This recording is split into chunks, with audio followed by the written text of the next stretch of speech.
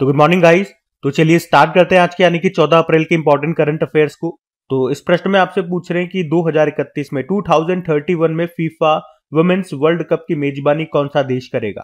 तो सही उत्तर हो जाएगा अमेरिका। तो अमेरिका 2031 में फीफा वुमेन्स वर्ल्ड कप की मेजबानी करेगा और ये इसका 11वां संस्करण भी है। आपको याद हो तो कुछ दिन पहले ही हमने पढ़ा था कि 2035 में फीफा वुमेन्स वर्ल्ड कप को होस्ट करेगा यूके में होंगे 2035 वाले, और अब याद रखना 2031 वाले अमेरिका में होंगे। आपको बता दूं उसका जो पहला संस्करण हुआ था, पूरी टेबल मैंने आपके सामने लगा दी है। वैसे पहला संस्करण आप देख सकते हो 1991 में हुआ था। हम बात कर रहे हैं फीफा वुमेन्स वर्ल्ड कप की, और ये चाइना में हुआ था। अभी जो हमारा लास्ट एडिशन है 2023 में हुआ था ऑस्ट्रेलिया और न्यूजीलैंड में, आप देख सकते हो। इसको स्पेन ने जीता था और रनर अप रहा था इंग्लैंड। अब जो अगला वाला है 2027 में होगा, ये ब्राजील में होगा, और ये प्रश्न आपका एग्जाम में पूछा जा चुका है कि 2027 वाले फीफा वुमेन्स वर्ल्ड कप कहाँ पे होंगे। और आज हमने पढ़ा 2031 वाला जो 11वां संस्करण है वो अमेरिका में होगा और 2035 वाला यूके में होगा। ठीक है, तो ये सभी याद रखना आप फीफा वुमेन्स वर्ल्ड कप से। अच्छा, मेंस वर्ल्ड कप की अगर हम बात करें, फीफा मेंस वर्ल्ड कप, तो उसमें आप जानते ही हो जो लास्ट एडिशन 2022 में हुआ था 22वां संस्करण, वो कतर में हुआ था। अर्जेंटीना उसमें विजेता रहा था। अब जो अगला होगा 2026 में होगा। भाई 4-4 साल के अंतराल में होते हैं ये। ठीक है, तो अब 2026 में होगा। कहाँ पे? 3 जगह होगा, कनाडा, मैक्सिको और अमेरिका। फिर 2030 वाला मोरक्को, पुर्तगाल और स्पेन में होगा, और 2034 वाला सऊदी अरब में होगा। ये सब मैं आपको पढ़ा चुका हूं ऑलरेडी। बाकी देखो, फुटबॉल से संबंधित कुछ और करंट अफेयर्स के प्रश्न मैं आपको रिवाइज कर रहा हूं। तो 78 नंबर की अभी संतोष ट्रॉफी 2024-25 का आयोजन हुआ था और उसको जीता था पश्चिम बंगाल ने, केरल को हराया था। अमेरिका का जो सर्वोच्च सम्मान है उसको कहते हैं the presidential medal of freedom. ये पहली बार किसी पुरुष फुटबॉलर को मिला था ये सम्मान। लियोनेल मेसी उनका नाम है, अर्जेंटीना के खिलाड़ी है। और स्पेनिश सुपर कप खिताब जो अभी सऊदी अरब में हुआ था उसको FC बार्सिलोना ने जीत लिया रियल मैड्रिड को हरा के। 2024-25 सत्र का छठा इंडियन सुपर लीग शील्ड खिताब जीता जो कोलकाता में हुआ था, इसको जीता है मोहन बागान सुपर जायंट्स ने उड़ीसा फुटबॉल क्लब को हराया। और दूसरा पिंक लेडीज कप 2025 फुटबॉल प्रतियोगिता जो UAE में हुई थी उसको साउथ कोरिया ने जीता रशिया को हरा करके। ये सारे 2025 वाले फुटबॉल से संबंधित करंट अफेयर्स मैंने आपको रिवाइज कराए। कुछ और पॉइंट देखो, स्टैटिक पॉइंट बताता हूँ। फुटबॉल को रेगुलेट करने वाली बॉडी फीफा होती है, तो इसकी स्थापना 1904 में, हेडक्वार्टर ज्यूरिख स्विट्जरलैंड में, प्रेसिडेंट है ज्ञानी इन्फेनिटो। और फुटबॉल से संबंधित ये कुछ कप्स एंड ट्रॉफीज भी हैं, जैसे कि रॉबर्ट्स कप हो गया, Santosh trophy, Subroto cup, Durand cup, Ashutosh cup, Merdeka cup, Nehru cup. इन सब का संबंध है फुटबॉल से, ध्यान में रखना। अगला प्रश्न देखते हैं। फिर अगले में पूछ रहे हैं अभी हाल ही में मानव अंतरिक्ष उड़ान दिवस ये कब मनाया गया। तो आंसर होगा 12 अप्रैल को। तो अंतरराष्ट्रीय मानव अंतरिक्ष उड़ान दिवस, international day of human space flight, ये हर साल 12 अप्रैल को मनाया जाता है। 12 अप्रैल को ही क्यों? क्योंकि 12 अप्रैल 1961 में यूरी गागरिन जो कि USSR के अंतरिक्ष यात्री थे, वो अंतरिक्ष में जाने वाले पहले इंसान बने थे। USSR से थे वो, और किस अंतरिक्ष यान में बैठ करके गए थे? वोस्टोक 1 में। इसीलिए 12 अप्रैल को ये मानव अंतरिक्ष उड़ान दिवस, इंग्लिश में बोलोगे international day of human space flight के रूप में मनाया जाता है। ठीक है, तो ये याद रखना। अच्छा, अगर आपसे पूछे कि ये तो पहले व्यक्ति हो गए, अगर प्रश्न है स्पेस में जाने वाली पहली महिला कौन थी, तो वेलेंटिना तेरेश्कोवा थी। वो भी USSR से थी, वो 1963 में गई थी। और सबसे पहले अंतरिक्ष में जो उपग्रह भेजने वाला देश है, सैटेलाइट को सबसे पहले किस देश ने भेजा था ये पूछ रहे हैं, तो आंसर होगा रशिया ने। कौन सा था वो? स्पुतनिक 1 था। अच्छा, वैसे ये डे वाला प्रश्न है। चलो अप्रैल के सारे इंपॉर्टेंट डेज जो अभी तक हम मना चुके हैं वो रिवाइज कराते हैं आपको। 1 अप्रैल को उत्कल दिवस था, 2 अप्रैल को विश्व ऑटिज्म जागरूकता दिवस, 21 जून को योगा दिवस होता है, थीम इसकी घोषित कर दी गई है, yoga for one earth one health. 4 अप्रैल को अंतरराष्ट्रीय खान जागरूकता दिवस, 5 अप्रैल को राष्ट्रीय समुद्री दिवस, 7 अप्रैल को वर्ल्ड हेल्थ डे, 10 अप्रैल को विश्व होम्योपैथी दिवस और 11 अप्रैल को राष्ट्रीय सुरक्षित मातृत्व दिवस के रूप में मनाते हैं। ठीक है, तो अप्रैल के ये सभी इंपॉर्टेंट डेज इनको ध्यान में रखना। अगला प्रश्न देखते हैं। फिर अगले में पूछ रहे हैं हाल ही में चर्चा में रहे 1997 के ओटावा कन्वेंशन का संबंध किससे है। तो आंसर होगा लैंडमाइन पर प्रतिबंध। तो ओटावा कन्वेंशन, जिसे माइन बैन संधि के नाम से भी जानते हैं, ये एक अंतरराष्ट्रीय समझौता है जो एंटी पर्सनल लैंड माइन के इस्तेमाल, उसके भंडारण, उत्पादन पर प्रतिबंध लगाता है। ये संधि दिसंबर 1997 में अपनाई गई थी और मार्च 1999 में लागू हुई थी। ओटावा कहां पर है? कनाडा में। कनाडा की कैपिटल है, वहीं पे ये संधि हुई थी। इसको ओटावा कन्वेंशन कहते हैं। और मैंने आपको बताया इसका संबंध है लैंड माइन पर प्रतिबंध से। लैंड माइनिंग क्या होती है? आपने बहुत सी बार मूवीज में देखा होगा कि चलते चलते कोई आदमी ऐसे किसी बम के ऊपर पैर रख देता है और एकदम सब लोग रुक जाते हैं, क्योंकि जैसे वो पैर हटाएगा, थोड़ी हलचल करेगा, धमाका हो जाएगा, बूम। वो है लैंड माइनिंग। उसमें जमीन के अंदर बम रख दिए जाते हैं। अच्छा, क्या भारत भी इस संधि में शामिल है? मतलब भारत ने भी क्या इसमें साइन किए थे? तो आंसर होगा नहीं। और ये अभी चर्चा में क्यों है? ये तो बहुत पुरानी बात हो गई, तो अभी चर्चा में क्यों आ गई ये? क्योंकि अभी 5 देशों ने इसमें से बाहर होने की घोषणा कर दी है। वो 5 देश कौन कौन से हैं? फिनलैंड, लातविया, पोलैंड, एस्टोनिया और लिथुआनिया। आपको पता है ये लातविया, एस्टोनिया, लिथुआनिया ये बाल्टिक कंट्रीज है। अच्छा, ये बाहर क्यों हो रहे हैं? अगर मैं आपको मैप में शो करूं तो इन देशों की सीमा रशिया से लगती है और ये नाटो के भी सदस्य देश है और नाटो अमेरिका का है और अमेरिका और रशिया की लड़ाई चलती रहती है। अभी यूक्रेन पे जो रशिया ने वॉर किया था वो इसी कारण से तो हुआ था कि वो नाटो में शामिल होना चाहता है। तो अभी इन देशों को भी ऐसा लग रहा है कि भविष्य में रशिया हम पर हमला कर सकता है, तो हम अपनी बाउंड्री पे, अपनी सीमा पर लैंड माइनिंग करेंगे और इसके लिए उन्हें इस ओटावा कन्वेंशन से बाहर होना पड़ेगा, क्योंकि इस कन्वेंशन में शामिल होने का अर्थ है कि हम लैंड माइनिंग नहीं करें। लेकिन ये करना चाहते हैं तो इन्हें कन्वेंशन से बाहर होना पड़ेगा, तो ये बाहर हो रहे हैं और इसी कारण से ये अभी न्यूज में था। अच्छा, मैप में आप देख करके कंफ्यूज मत होना कि ये देश तो मान लिया कि हाँ ये रशिया के साथ अपनी बाउंड्री साझा कर रहे हैं, लेकिन पोलैंड हो गया ये तो बिल्कुल ही नहीं कर रहा है। तो यहाँ पे ये जो पार्ट आप देख रहे हो ना, ये रशिया के ही अंडर में है, ये रशिया का ही हिस्सा है। तो इस तरह से आप कह सकते हो ये रशिया के साथ बाउंड्री शेयर कर रहे हैं। तो आपको अभी समझ में आ गया। ओटावा कन्वेंशन याद रखना है, कब का है, उद्देश्य क्या था, अभी चर्चा में क्यों है, क्योंकि ये 5 देश इससे बाहर हो रहे हैं। क्यों हो रहे हैं वो भी मैंने आपको समझा दिया।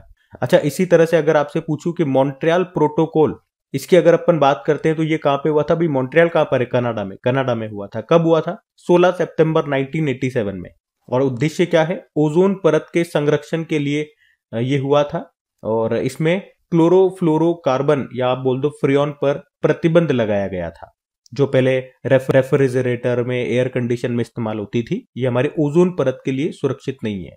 उसके अलावा अगर क्योटो प्रोटोकॉल की बात करते हैं, 1997 में हुआ था। क्योटो कहां पर है? जापान में हुआ था। ये ग्रीन हाउस गैस के एमिशन को रोकने के लिए था। ठीक है, ये भी इंपॉर्टेंट है प्रोटोकॉल्स, इनको भी ध्यान में रखना। अगला प्रश्न देखते हैं। फिर अगले में पूछ रहे हैं, हाल ही में बिरसा मुंडा को सम्मान देने और सांस्कृतिक एकता का जश्न मनाने के लिए नेशनल ट्राइबल यूथ फेस्टिवल का आयोजन ये भी कहां पर किया गया? तो आंसर होगा मिजोरम में। तो अभी याद रखेंगे, नेशनल ट्राइबल यूथ फेस्टिवल का आयोजन ये मिजोरम में किया गया। ये 4 दिवसीय फेस्टिवल अभी 8 से लेकर 11 अप्रैल तक हुआ। क्या उद्देश्य है? बिरसा मुंडा जी को सम्मान देना और उनकी 150वीं जयंती मनाना। बिरसा मुंडा जी या भगवान बिरसा मुंडा, इन्हें धरती आबा के नाम से भी जाना जाता है। अच्छा, नेशनल ट्राइबल यूथ फेस्टिवल की अगर हम बात करें तो इसमें भगवान बिरसा मुंडा के साथ साथ कई ट्राइबल फ्रीडम फाइटर्स को इसमें सम्मानित किया गया। इस फेस्टिवल में नृत्य, नाटक और कई सारे परफॉर्मेंस के माध्यम से युवाओं को बिरसा मुंडा और अन्य ट्राइबल फ्रीडम फाइटर्स के योगदान के बारे में बताया गया। और बिरसा मुंडा जी की बात करें तो झारखंड के मुंडा ट्राइब से ये एक फ्रीडम फाइटर थे। उन्होंने ब्रिटिश के खिलाफ 1899 से 1900 तक चोटनाग एरिया में मुंडा रेबिलियन का नेतृत्व किया था। और आपको बताइए, बिरसा मुंडा जी की जयंती को हम जनजातीय गौरव दिवस के रूप में मनाते हैं। कब? 15 नवंबर को। बाकी बात यहाँ पे मिजोरम की है, तो ये रहा मैप में मिजोरम।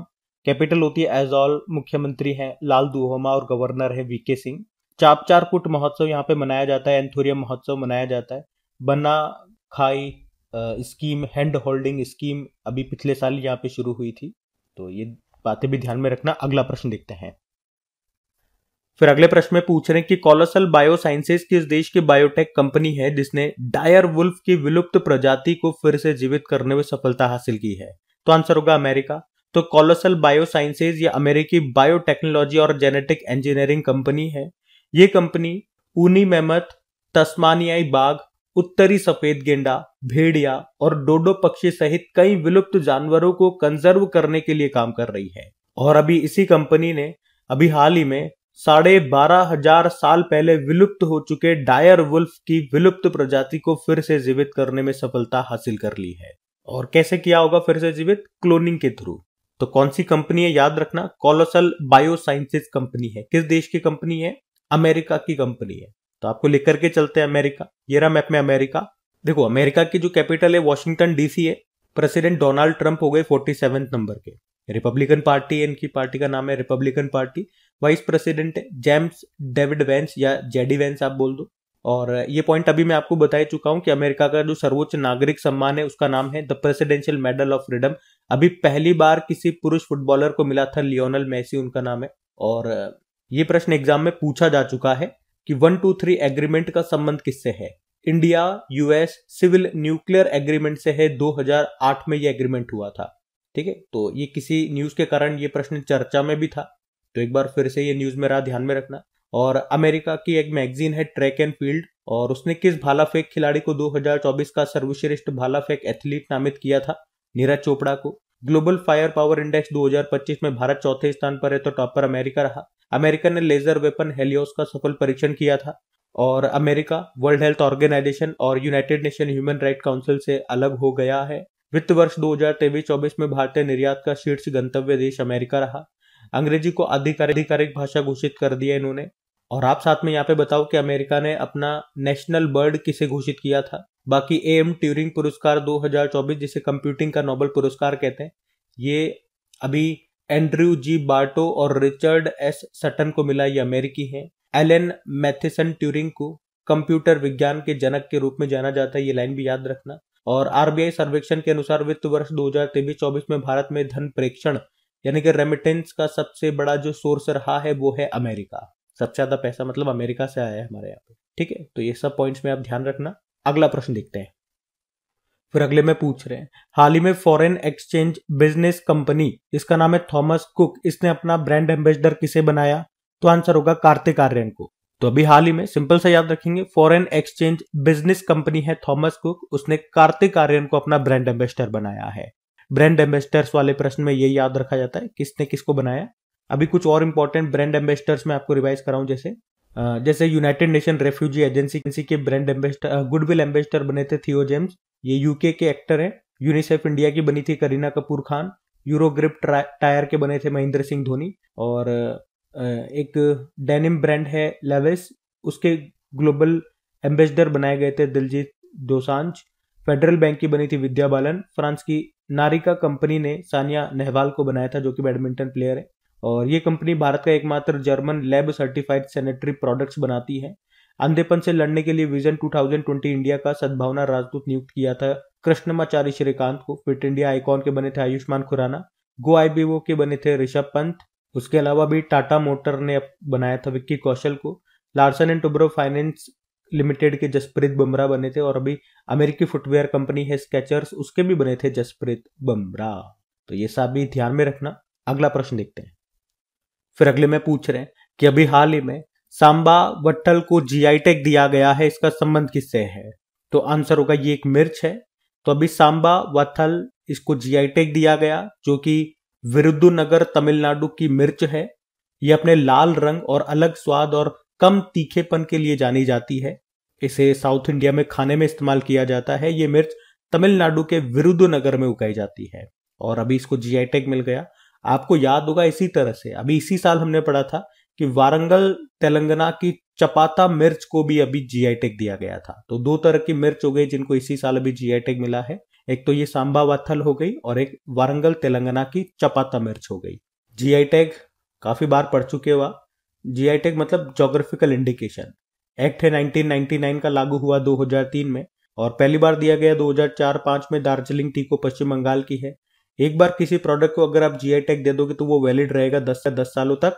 उसके बाद फिर से आपको रिन्यू कराना पड़ता है। जब भी किसी प्रोडक्ट को अगर पेटेंट कर दिया जाता है तो वो 20 सालों के लिए वैलिड रहता है, याद रखना। तो जीआई टैग ये कौन देता है टैग? भौगोलिक संकेतक रजिस्ट्री, जो आपको मिलेगी चेन्नई तमिलनाडु में। कुछ अभी हाल ही के प्रोडक्ट्स को मिले, जिसमें कुछ एक मैं आपको रिवाइज कराऊं। एक तो हैंडीक्राफ्ट घरचोला को जीआई टैग मिला, गुजरात का है। और वर्जिन नारियल तेल ये निकोबार का है। भारत सरकार ने लक्ष्य रखा 2030 तक 10,000 जीआई टैग देने हैं। अभी अहमदाबाद की सौदागिरी ब्लॉक प्रिंट को जीआई टैग मिला। तमिलनाडु के तंजावुर के कुंभकोणम पान के पत्तों को, कन्याकुमारी के थोवुलाई फूल माला को जीआई टैग मिला। जम्मू कश्मीर के भी 8 प्रोडक्ट को एक साथ जीआई टैग मिला था, जिसमें से वो है नमदा, गब्बा, विलोवेट, tweed, crewel, chain stitch, shikara, wagu. और अभी कल ही पड़ा था मेघालय की रिंडिया सिल्क और खासी हैंडलूम को जीआई टैग दिया गया था। तो ये भी सब ध्यान में रखना, या तो जीआई टैग के प्रश्न आ ही नहीं रहते और अब आ रहे हैं तो हर 2-3 दिन में हमें देखने को मिल रहे हैं। ठीक है, तो ध्यान रखना, जब भी प्रश्न आएगा हमेशा मैं आपको इसी तरह से रिवाइज कराता रहूंगा। अगला प्रश्न देखते हैं, और इनकी क्विज आपको मिल जाएगी अपने क्रेक एग्जाम एप्लीकेशन में टॉपिक वाइज करंट अफेयर्स में जाके। तो क्विज के माध्यम से भी प्रैक्टिस करते रहो तो ये चीजें आपको याद रहेगी। ठीक है, अगला प्रश्न देखते हैं। फिर अगले में पूछ रहे कि अभी हाल ही में कौशल विकास एवं उद्यमिता मंत्रालय ने किसके सहयोग से इंडिया स्किल्स एक्सेलरेटर अभियान को लॉन्च किया है? तो सही उत्तर होगा वर्ल्ड इकोनॉमिक फोरम। तो अभी कौशल मंत्रालय ने इंडिया स्किल एक्सेलरेटर नाम से एक अभियान शुरू किया है। किसके सहयोग से, किसकी सहायता से? तो वर्ल्ड इकोनॉमिक फोरम। और इस अभियान का उद्देश्य क्या होगा? भारत के युवाओं को कुशल और रोजगार के लिए तैयार करना, उनमें कौशल विकास यानी कि स्किल डेवलपमेंट को बढ़ावा देना।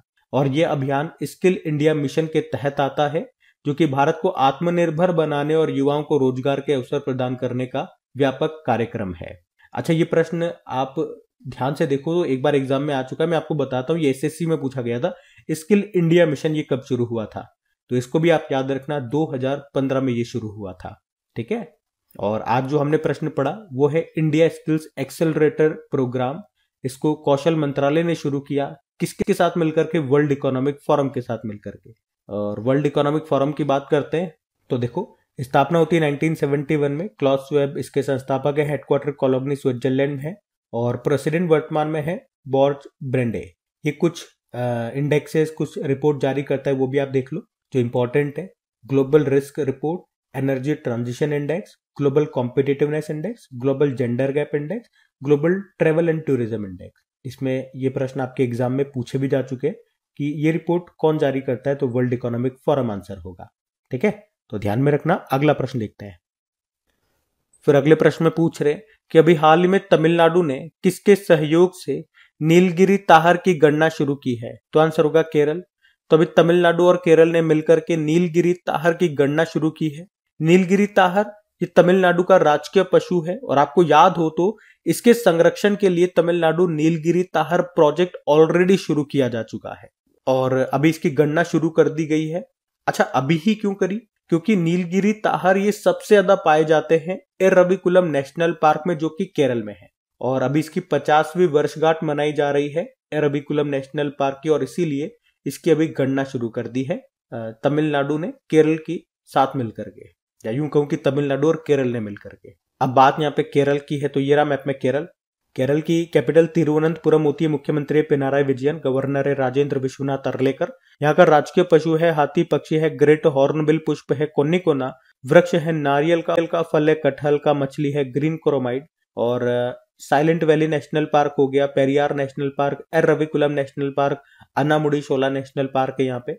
बाकी इडुक्की डैम यहाँ पर मिलेगा पेरियार नदी पर। क्लासिकल डांसेज हैं यहाँ पे 2, कथकली और मोहिनीअट्टम।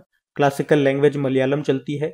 और कुछ फेस्टिवल्स की बात करें तो ओणम हो गया, त्रिशूरपुरम हो गया, अट्टूकल पोंगल हो गया, मकर विलक्कू हो गया, विशु उत्सव हो गया। पहला अंतरराष्ट्रीय समुद्री तट उत्सव भी यहाँ पे मनाया गया था। ये प्रश्न एग्जाम में आया था, अभी हमने पढ़ा भी था कि केरल का कौन सा त्योहार नए साल का प्रतीक है? तो विशु उत्सव। केरल के समुद्री तट को मालाबार तट कहते हैं और तमिलनाडु के समुद्री तट को कोरोमंडल तट कहते हैं। केरल को मसालों का बाग भी कहा जाता है। सबरीमाला मंदिर भी आपको केरल में ही मिलेगा। तो ये सब ध्यान रखना बातें। और कुछ और करंट अफेयर्स के प्रश्न भी आपको चलो केरल से रिवाइज कराऊं तो अभी 78 नंबर की संतोष ट्रॉफी हुई थी, उसको पश्चिम बंगाल ने जीता था, केरल को हराया था। केंद्र सरकार ने केरल के वायनाड में हुए भूस्खलन त्रासदी को गंभीर प्राकृतिक आपदा घोषित किया था। पश्चिमी घाट की सबसे ऊंची चोटी अन्नामुडी जो आपको मिलेगी केरल में।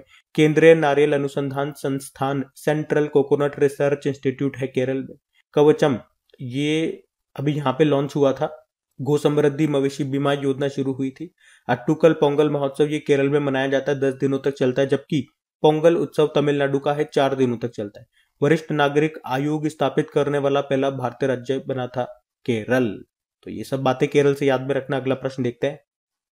फिर अगले में पूछ रहे हैं कि अभी लंदन के सीन्स इन द स्क्वायर में स्थापित होने वाली पहली भारतीय फिल्म कौन सी होगी? तो आंसर होगा दिल वाले दुल्हनिया ले जाएंगे, तो डीडीएलजे। तो यशराज बैनर तले बनी ये एक फिल्म है। इसके डायरेक्टर आदित्य चोपड़ा है और एक्टर आप जानते ही हो शाहरुख खान और एक्ट्रेस हैं काजोल। इस पिक्चर को आज देखोगे 2025 में 30 साल हो चुके हैं। आप सभी ने ये मूवी जरूर देखी होगी, आइकॉनिक मूवी है। और अभी इस फिल्म के एक सीन के पोज में शाहरुख खान और काजोल का कांस्य की प्रतिमा को सीन इन द स्क्वायर जो लंदन में है वहां पे स्थापित किया जाएगा, लगाया जाएगा। और इस तरह का सम्मान पाने वाली ये पहली भारतीय फिल्म होगी डीडीएल से। तो ये आपको ध्यान रखना है। अच्छा, फिल्मों की बात चल रही है तो ऑस्कर को हम कैसे भूल सकते हैं? ऑस्कर रिवाइज करा दूं आपको। 2025 में ये 97 नंबर का एडिशन था। 4 बातें याद रखनी। बेस्ट फिल्म कौन है? एनोरा। बेस्ट एक्टर कौन है? Adrien Brody the Brutalist movie के लिए। और बेस्ट एक्ट्रेस है माइकी मेडिसन एनोरा मूवी के लिए। और बेस्ट डायरेक्टर है सीन बेकर एनोरा मूवी के लिए। अभी आप ही में से किसी स्टूडेंट ने मुझे कमेंट करके बताया था कि उनका एग्जाम हुआ था और भी कई सारे प्रश्न बताए थे, लेकिन एक मुझे जहां तक याद आ रहा है बेस्ट एक्टर का उनसे पूछा गया था एग्जाम में। तो याद रखना इंपॉर्टेंट है। बाकी international Indian film academy awards IIFA awards की बात करें तो एक तो 2-3 बातें तो ये याद रखना। 2025 में ये इसका 25वां एडिशन था। ये दूसरी बार है जब इसका आयोजन भारत में हो रहा है। और भारत में भी कहां पे हुआ? ये जयपुर राजस्थान में। इससे पहले ये कहां पे हो चुका है भारत में? 2019 में मुंबई में हुआ था। पिछले साल जो 2024 में हुआ था वो 24वां संस्करण था और यूएई में हुआ था। तो इस बार वाला इंपॉर्टेंट रहेगा। तो वेन्यू तो याद रखना ही है कि कहां पे हुआ था, जयपुर राजस्थान में। बाकी 4 बातें क्या याद रखनी है? बेस्ट फिल्म है Laapataa Ladies. Best actor Kartik Aaryan है भूल भुलैया 3 के लिए। बेस्ट एक्ट्रेस है नितांशी गोयल लापता लेडीज के लिए। बेस्ट डायरेक्टर है किरण राव लापता लेडीज के लिए। और यहाँ पे outstanding achievement in Indian cinema का अवार्ड राकेश रोशन को दिया गया था। अच्छा, ये एक नाम और ध्यान में रखना, चंद्रिका टंडन का नाम।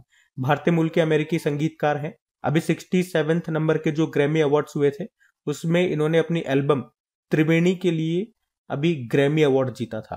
ठीक है, तो ये ध्यान में रखना। बाकी ये थी आज की हमारी करंट अफेयर्स की क्लास। कमेंट करके जरूर बताना सेशन कैसा लगा।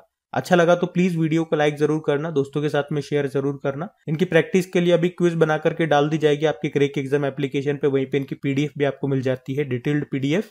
तो क्रेक एग्जाम एप्लीकेशन को इंस्टॉल कर लीजिएगा, नहीं करा तो।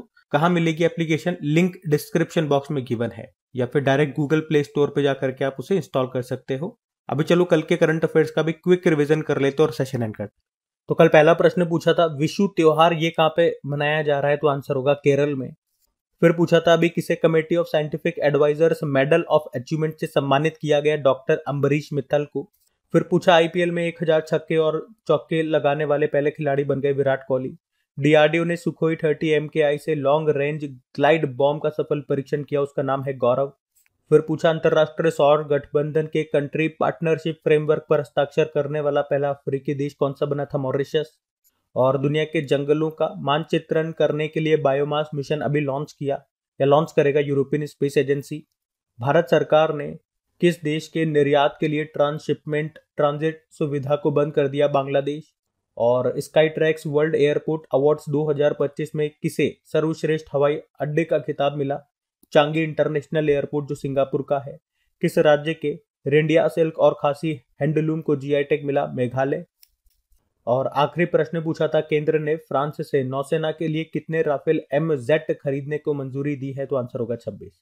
चलो कल का भी होमवर्क प्रश्न देखते हैं और सेशन एंड करते हैं। तो कल आपसे पूछा था कि किस राज्य सरकार ने पार्थ योजना शुरू की है? तो आंसर हो जाएगा मध्य प्रदेश। आप सभी ने प्रश्न का बिल्कुल सही उत्तर दिया। अब ये आज का आपका होमवर्क प्रश्न।